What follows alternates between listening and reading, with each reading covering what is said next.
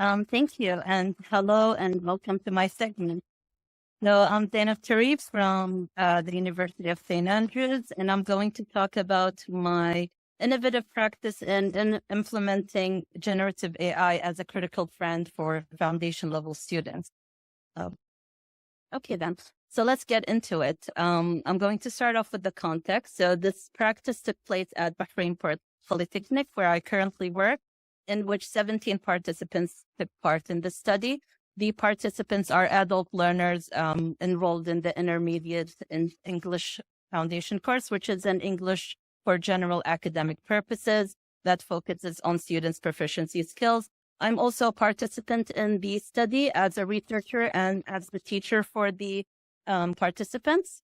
So what I've done here is that I prompted students to use AI assistance regularly throughout lessons. Sometimes I will prompt them to use AI right before we start an activity, just like, as you can see here, this is a reflection writing activity, and I encourage them to use their AI throughout that session. Sometimes I would even encourage them to use AI at the start of the lesson, just to make sure they understand that they're allowed to use AI whenever needed throughout the whole lesson. So I gathered the data through non-participant unstructured observation of students while they're using generative AI in the classroom. And I wanted the observation to be unstructured to allow for a more open-ended type of qualitative data that's surface, and I can just capture any theme that comes up. One thing I forgot to mention is that I provided students with ethical guidelines beforehand, just to ensure that students understand the purpose behind using AI, and they would all use AI responsibly and no one would copy and paste from AI directly. I also reinforced this and regularly brought this up throughout the whole practice, which lasted for 4 weeks. So this is the slide I presented to them at the start of the session.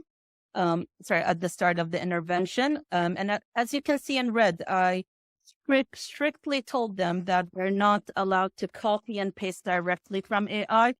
I explained to students why we're using AI, or why are we allowing them to use AI, more so to help them complement their work, but not complete their work. It's there to help them generate ideas, improve their grammar, brainstorm, but it's not there to write their work for them. So I made sure to explain all the ethical guidelines to ensure AI responsible use. Now, let's talk about the findings. One of the first interesting findings I found is that my classrooms became quieter after integrating AI. Student-to-student interactions, student-to-teacher interactions reduced drastically.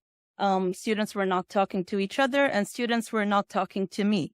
And this may be alarming to some teachers who are used to a more noisy classroom. I remember my CELTA instructor, he said, noise is good. Noise is when you know that the learning is happening. However, the learning is still happening with AI. However, students are becoming more autonomous. The learning is more autonomous. So, and this is the beauty of adult learners. They are capable of self-directed learning.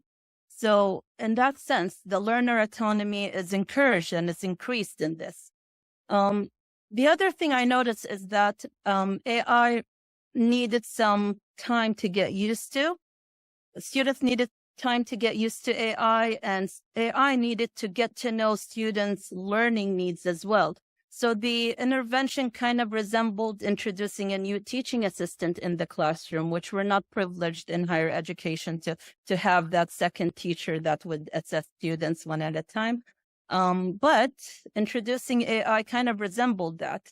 And the beauty of it is that it was supporting everyone at the same time, and not one at a time. And it only took a week for students to learn how to control AI and for AI to understand and tailor feedback to suit students' learning needs. Last but not least, the most surprising finding I got was that students' writing still suffered from language errors, which indicated to me that students were not copying directly from AI. They respected the ethical guidelines I established at the start of the session, the intervention. So this was reassuring to me. And I owe this to the open discussions I had with students about, having them over-rely on AI and so on. So to sum up, can we be friends with AI? And I'm sure this is the question we're asking in this era. Can we be friends? Can we make peace with AI? And after this practice I can tell you, indeed, we can. Remember in the 70s, a lot of teachers were against the use of a calculator because they assumed a calculator may, affect students' problem-solving skills.